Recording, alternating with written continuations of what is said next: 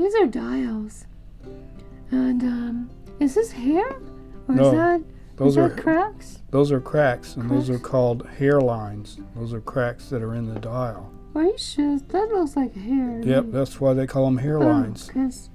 Because it's not blowing off. It's not coming off. So these are like, that's like a darker, like, is this dirtier than these or something? Yeah, they could be a little bit dirtier.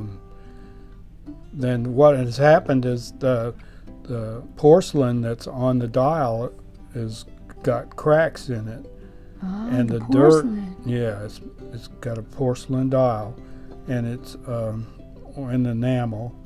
And what has happened is over time the cracks have got filled up with dirt. Okay. Dirt and grease, and it shows up on the dial. And what we're going to do is we're going to clean the dial and get those cracks lightened up and get the dirt out of them. Okay. And there's one way to do it is to soak the dial itself in dental tabs. Like, I don't know what a dental tab is. Dental tabs, like when you have dentures.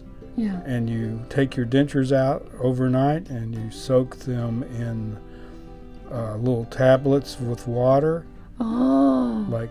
Oh, so what you're saying is you're going to put this whole dial? Yeah, I'm going to put the whole in a glass with water and put a dental tab in? Yes. And you could do that because this is a porcelain. Yes.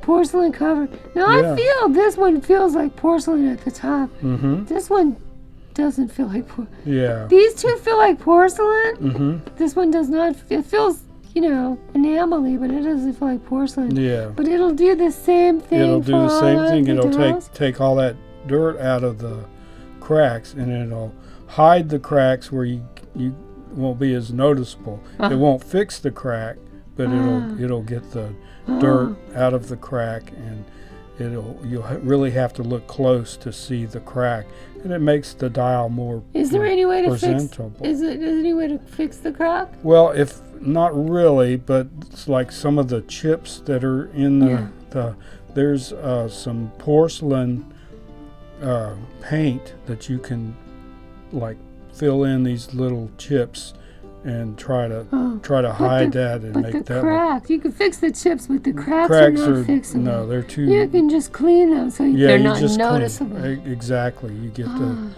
the dirt out. Okay. And did you get these on eBay?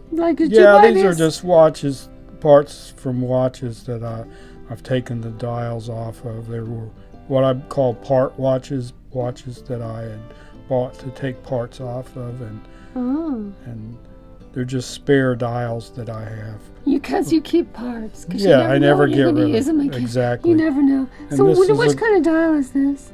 This is an Elgin dial, and it's it's called a single sunk dial because it only has this part here, the seconds bit sunken in. Yeah, you could feel it sunken in. Yeah, if you turn it over on the back, you can see the little part that's been soldered in.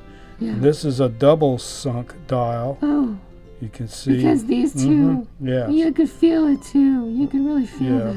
And the double sunk dial was a little bit more expensive than a single sunk dial. Why was that? Because it took more effort for them to manufacture that dial. And so this is supposed to look more fancier or something? Yeah, it was or did it have a purpose? No, it was just looked a little bit more fancier.